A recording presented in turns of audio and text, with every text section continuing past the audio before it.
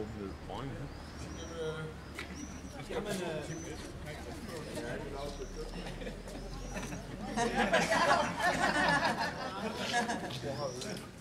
Skal jeg bare ved, Michael?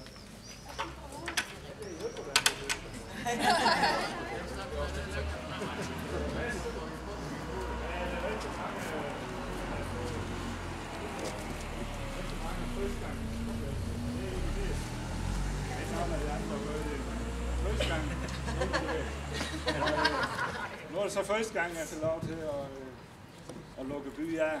Det er faktisk lidt sjovt, fordi når jeg tænker tilbage på, vi lige snakker om det, når jeg tænker tilbage på, da jeg var teknisk udvalgsformand, der havde vi en debat om lukning, åbning og så videre. Nej, det har I det. Ja, det er tydeligt havs. Det er vi glemt. Og nu lukker vi for et par dage for at åbne for rigtig mange mennesker forhåbentlig. Det håber jeg på jeres vegne, at det kommer. Og så vil jeg jo sige, at det har jo været en fantastisk sommer, specielt i Gråsten egentlig, synes jeg. Vi har haft nogle rigtig gode dage de sidste par uger, hvor jeg har fået lov til at være med. Og vi skal og kan, i modsætning til det her nu i Tønder, stadigvæk glæde os over, at vi har vores kongelige i by hvert år. Og det betyder selvfølgelig rigtig meget, men det betyder også rigtig meget for byen, at I bliver ved med at holde gejst og kæmpe for at overleve som en rigtig god handelsby. Og det ønsker jeg en gang til held og lykke med, både de næste par dage, men også i fremtiden. Så jeg tror, at vi skal have bomsnakken af, så vi kan komme i gang med at booke nogle penge. Er det det, der handler om? Jo. Erik, Ja? skal vi kigge her? Skal jeg kigge det? Nu jeg skulle have en lille hul. Okay.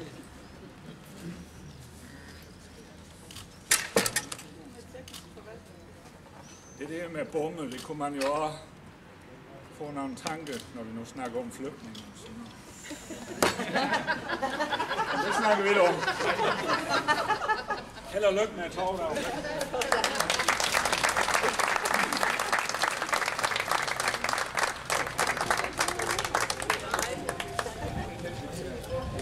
Jeg synes, vi skal sige tak til Erik. Vi håber, at vi kan gennemføre næste år. Og ellers så kan vi bare sige, sæt i gang. Så skal der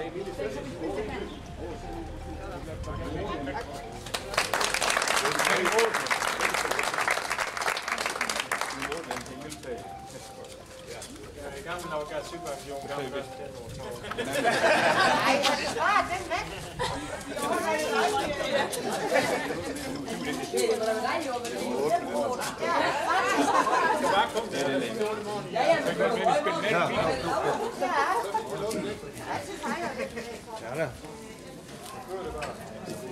Thank you.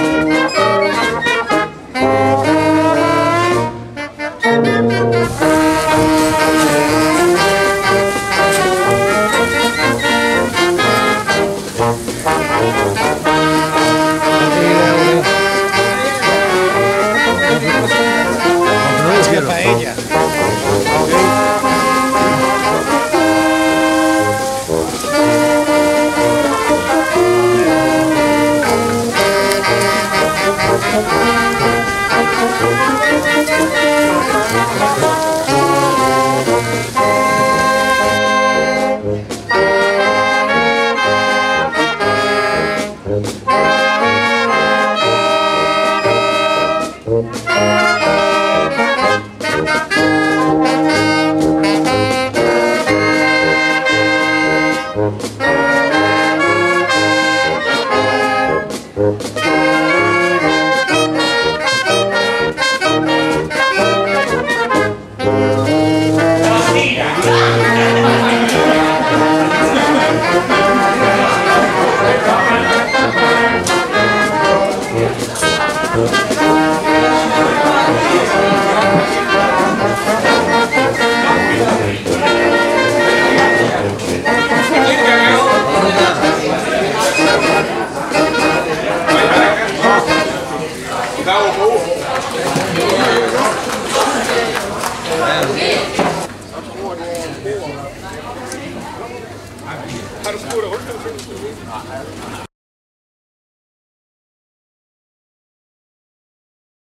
hedder Solveig Christensen, og jeg kommer her fra Gråsten af gæstedagplejen for den kommunale dagpleje. Og jeg er til torvdag med mine børn, samt med nogle kollegaer her med. Vi er vist 5 hernede i dag, så vi plejer gerne at være til torvdag hver uge, hvor vi hygger os med børn, og vi finder prøvesmagning og balloner og flag. Vi hygger os rigtig meget hernede. Og hvor mange børn har I med her? Jamen, vi har jo hver især de der 4-5 stykker hver, så lige nu har vi, jeg tror vi har 3 eller 4 hver i dag, og vi er 5. Så vi kunne have været et par 3, men vi er så i dag, jo, men de er jo alle herude i ugen, og vi hygger os. Så. Og I hygger, og I er hernede for at se på den nye skulptur, som prinsgemalen har sat op. Ja, den skulle vi lige have med, for nu arbejder vi jo meget inden for det kulturelle øje, og vi skal jo ligesom lære børn alt. Så nu skulle vi lige have den med, så vi tegner om bælter af den og laver et lille læreplan omkring den. Så det synes vi, det var en god idé lige at gå forbi og kigge på den også, så de er fedte med. Så. Og så er det jo meget vigtigt, at vi har høj sol i dag. Det nye vel også. Det er det bedste af det hele. For har det regnet, så har det nok ikke været så mange folk hernede, og børn de nyder over en anden måde for det. Man ved jo, når det regner, jamen, så er det jo en dumme dag. Tak skal du have. Pænt er det. Tak skal du have. Og god dag. Jamen, tak lige meget. Når vi siger Gråsten Byfest, eller Gråsten Torvedag,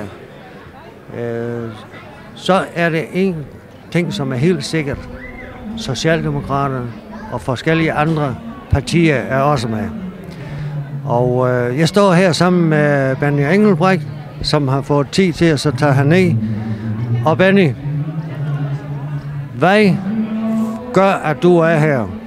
Ja, det er jo sådan min formelle afslutning på min sommerferie, så det er jo fra på mandag, at jeg stopper min sommerferie, men jeg tager mig lige tid til at komme her et par dage, fordi det er bare så hyggeligt at komme og få en lille snak om løst og fast, og sådan ret afslappet og få hils på nogle unger og dele lidt balloner ud og lidt vafler og sådan noget. Og det er det skal være. Man skal kunne snakke lidt på kryds og tværs, også snakke lidt på kryds og tværs politisk, og det er vel meget kendetegnende for Gråsten, at det kan vi kan finde ud af at gøre tingene sammen.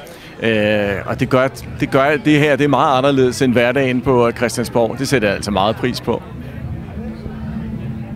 Og hvordan har så besøget været her? Har vi haft mange inde i jeres telt her?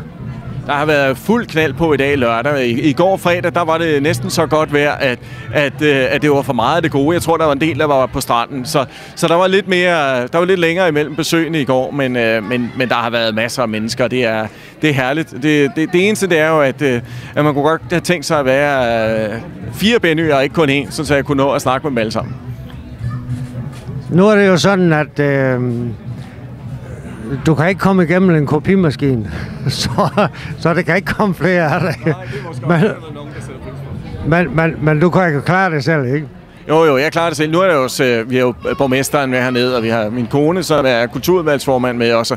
Så er der Bente Olsen, tidligere borgmester i Gråsten, er også. Så er der masser af folk også sådan til at snakke med, så det går nok. Og hellere at vi har nok at se til, at vi står og triller tommelfingre og keder os, ikke? Det må man sige. Benny, jeg siger tak.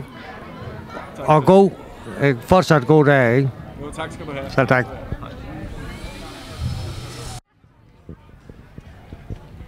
Når vi siger Gråsten loppemarked, så siger vi Mona Thomsen. Og hvorfor siger vi Mona Thomsen? Hvorfor gør vi det, Mona? Jamen, for det er, at jeg vil godt kunne lide at lave loppemarked, og så lige pludselig så kom jeg i tanke om, jamen det er ikke noget her noget tog, så vil jeg gerne starte noget her. Og det er rigtig mange, det bringer rigtig mange til byen i hvert fald.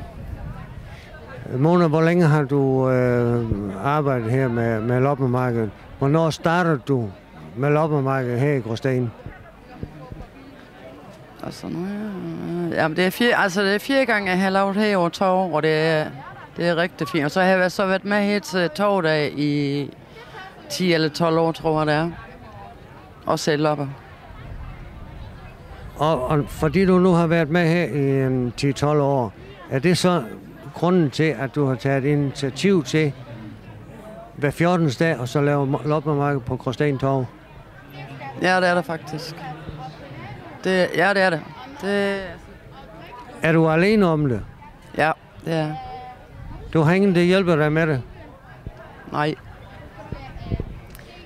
Mona, hvor længe regner du med, at du bliver ved med at så køre det loppemarked? Jamen, det bliver ved med længe, for det kan jeg slet ikke lade være med. Er det sådan en livsstil for dig? Ja, det er det. Det er min hobby, og det er gavebidt med liv og sjæl. Og jeg synes, det at man kan gøre så andre glade ved at lave noget, det betyder så meget for mig. Det lyder godt. Og jeg ønsker dig fortsat held og lykke med det fremover. Tak skal du have, Mona. Vi er til Gråsten Torv, og ved siden af mig her har jeg redaktøren for Gråsten Avis, Gunnar Harrison, som også er formand for Handelsstandsforeningen. Og Gunnar, hvordan har det været i de 2 dage her, hvor I har haft torvedage? Det har simpelthen været nogle forrygende dage. Der har været omkring 8.000 mennesker i Gråstens gader. Der har været god omsætning i butikkerne, masser af tilfredse kunder, og ikke mindst, der har været masser af musikalske indslag. Et af torvedagens højdepunkter, det var her for en times tid siden, hvor vi havde en koncert med Happy Singers, med Peter Flækgaard, Alice og Rita, kendte navne, som fyrede ned på scenen i en time. Der var simpelthen flere 100 mennesker, der var at se dem, så det var en god oplevelse. Så har vi oplevet det her også i torvedagene, at der var mange, der er kommet forbi Gråsten for at se prinsgemalens nye skulptur, Dronningen, som er blevet den helt nye turistattraktion i byen. Og det er dejligt at se, at der kommer en masse turister til Gråsten. Det vil sige, at i bund og grund så er du faktisk tilfreds. Ved du så, hvor mange mennesker det har været igennem her? Ja, vi skønner, at der har været omkring godt 8.000 mennesker igennem Gråsten her de 2 dage. Og jeg har sådan været rundt og snakket med byens butikker, som... Der var en, der har haft 50% større omsætning end sidste år. Men generelt så har alle butikker haft en større omsætning end for et år siden. Og vi mærker her i Gråsten simpelthen en spirende optimisme. Og det hænger også sammen med, at vi er jo et lille smørhul, som her hele sommeren har haft den kongelige families bevågenhed. Og det, at den kongelige livgarde trækker igennem byen hver eneste dag. Det, at det hver fredag er en stor koncert nede i Slotsgården ved Gråsten Slot, at man kan se kongefamilien, det er selvfølgelig også noget, der trækker tusindvis af mennesker til Gråsten. Jeg siger tak, Gunnar. Og kan så sige, at det er en helt tilfreds redaktør og Handelsstandsforeningens formand, som har udtalt sig. Så vi slutter her fra Gråsten og torvedagene.